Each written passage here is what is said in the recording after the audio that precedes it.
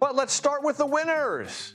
As with earlier primaries, results last night were mixed. And if you are looking for a seamless story with an absolutely linear through line of political impulses, you won't find it here because it doesn't exist. Things are jumbled. Some progressives won, some lost. Some Republicans with President Trump's endorsement won, some lost. This, ladies and gentlemen, is a time of friction, faction, and frustrations. Voters are in volatile moods. Candidates and coalitions therefore rise and fall in unpredictable ways. Take Wisconsin. Not a week ago, State Representative and Democratic Socialist Francesca Hong appeared well ahead in her bid to win the Democratic nomination for governor. But last night, Hong lost. Yes, it was narrow, but it's a loss nonetheless to Milwaukee County Executive David Crowley. This morning, Hong joined Crowley and other party leaders at a unity breakfast, underscoring that all would be resolved, and rapidly. Crowley used his victory speech to dissect the dominant narrative nowadays. You know, progressive versus establishment, insider versus insurgent. Listen. That narrative misses the entire point of what we're doing. Because when I traveled across Wisconsin, I didn't meet people who introduced themselves that way. I met parents wondering how they'll afford child care. I met workers who want wages that keep up with the cost of living. I met farmers trying to preserve family traditions. We may not agree on every policy. We may not use the same labels, but we all want safe communities, strong schools, affordable health care, good paying jobs, and a brighter future for all of our children. In Minnesota, Lieutenant Governor Peggy Flanagan defeated Congresswoman Angie Craig, winning by 20 points despite being outspent in campaign ads, at least 4-1. That was for the Democratic nomination for the U.S. Senate. Flanagan positioned herself as a progressive fighter and criticized Craig sharply for supporting a Trump-backed immigration law called the Lincoln-Riley Act. Here are the things that I'm ready to throw down for. Ending the despicable priorities of an administration that hands out tax breaks to billionaires, builds gilded ballrooms, and spends billions on bombs while screwing over working people. No matter how hard they try to tear me down to buy this Senate seat, I know that you won't be fooled. Because we have a choice, and it's a simple one. Minnesota can send another Donald Trump yes sir senator to do his bidding, or we can insist on change and send someone who will always put Minnesota first. In South Carolina, as we predicted last night on this show, a runoff now ensues to fill the seat of late Senator Lindsey Graham. His sister, Darlene, finished first. Congressman Ralph Norman came in second. The two will square off in the August 25th runoff. Trump endorsed Darlene, and today, South Carolina's other Republican Senator, Tim Scott, followed suit. Darlene Graham was appointed to fill her brother's seat and surprised many Palmetto State Republicans by deciding to seek a full 6-year term. Last night, Norman described Darlene Graham as a bit of a mystery. Well, I don't know where she stands on a lot of issues. I think that's where we'll find out, where she stand on pro-life, where she stand on the death penalty, where will she stand on spending. So we'll get into the debate, which I welcome the debate. My record is an open book. Darlene Graham captured about 33% of the vote to Norman's 25%. Three other candidates received 40%. The task ahead for Norman and Graham: capture as much of that leftover vote as possible and do so quickly. It's been absolutely brutal. This past month has been brutal. Today is the 11th. My brother passed 1 month ago today. So none of this has been comfortable for me. But like I said, I'm a fighter. I have buried my precious brother. I have taken on the role of a United States Senator, and I have had this brutal campaign schedule, and I'm still standing. If that doesn't tell you I'm a strong person and a fighter, nothing will. So I think I can handle the next 2 weeks. We're going to start tonight in Minnesota with Jonah Kaplan. Jonah, a lot to wrap up for us. Please go ahead. Where to begin, Major, especially if we look at that Senate race. We've talked about how the polls have been wrong, and then we've had much more competitive races in Michigan and then Wisconsin last night. This was the opposite. The polls saw this, Peggy Flanagan versus Angie Craig, as competitive, and she trounced her competitor. Peggy Flanagan, what her victory really reveals is how the base here, the Democratic base in Minnesota, still so traumatized by the Operation Metro Surge.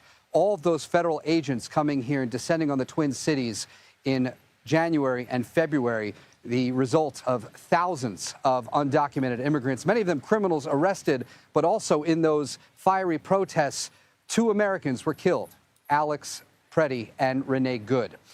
With Flanagan now winning, you see a different contrast because for her, it's a referendum on the Trump administration and the Trump administration's priorities, especially immigration. But Michelle Tafoya, the Republican nominee, she's making this a referendum about Minnesota's Democratic leadership and talking about the long-time and long-held Democratic positions of social services and social handouts and the fraud that has captured a lot of national attention, those $1 billion of fraud dating back to COVID. So this is really going to be a kind of get your popcorn ready kind of race. Jonah Kaplan in Minnesota, thank you so very much. Let's turn now to our Taurean Small, who stayed in Madison, Wisconsin for us tonight. I'm very deeply appreciative of that. Taurean, wrap up what happened in Wisconsin. Yeah, I mean, don't call it a comeback. Such a difference 10 days can make for David Crowley. On July 8th, he decided to drop out of the race, saying that he found no pathway forward. On the 18th, he said he'll be returning with the endorsement of Governor Tony Evers, somewhat of a kingmaker and deciding factor in this race. That narrow margin that we saw last night was indicative of just how chaotic and crowded this race was. Several dropouts led to this moment where we saw Crowley really advance and secure the nomination. Ultimately, though, he decided that he wasn't going to pile on in the limited amount of time he had to really sprint to this primary on top of Democratic Socialist Francesca Hong, the center of relentless attack ads from Republicans already spending millions of dollars on this race. He said he would rather open this up as a big tent party, and we saw just moments after accepting the nomination, Francesca Hong was well in line with him, saying that she was lending her full support behind him, telling her supporters to do so as well. As we look ahead to November's, Tom Tiffany, the Republican nominee, will most definitely make this race about common sense for Wisconsinites and the ideological future moving forward, and progressivism. He can't use democratic socialism as the bait here, but he's likely going to link Crowley and Hong together as they look to campaign and show this line of unity for Democrats ahead of the November election day. Taurean Small, thank you very much. I appreciate it. Joining me now, your friend and mine, CBS News Executive Director of Elections and Surveys, Anthony Salvanto, at the big board. Anthony, explain to my audience how David Crowley won this upset victory. What was the path? Another late night waiting for Wisconsin results last night. But this is what unfolded. These yellow areas, a little bit more suburban counties, a little bit better for Crowley there, marginally so, but consistently so. He'll make the argument those are the kinds of Democrats, kinds of voters they'll need to turn out in November. The other part of this, though, I'm going to zoom in because, of course, we're up late waiting for Milwaukee to count, where Crowley overall in the county did well. And I'm going to take you and zoom you in a little bit more on Milwaukee because it tells a story in microcosm here a little bit.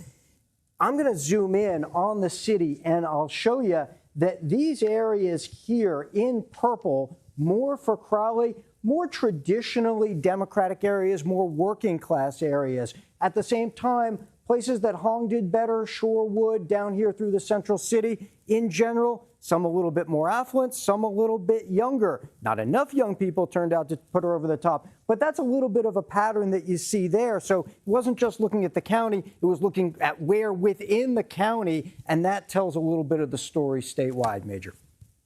Anthony, after races like this, questions arise yet again about the reliability of polls. It's devilishly hard to poll in a primary, especially in a race in Wisconsin on this governor's race was on the Democratic side that was so upset by people coming in and coming out of the race, being on the ballot still because of mail-in balloting, but no longer competing actively.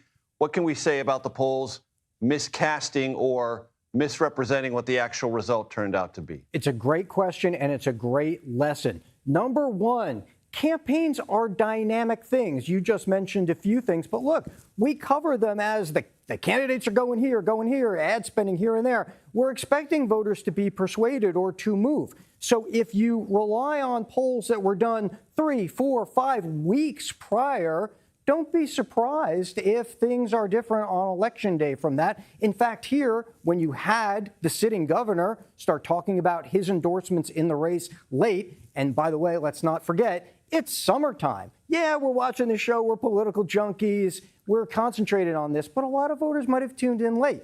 That's number one. Things move, and polls at the end are going to be more reliable than the ones early on.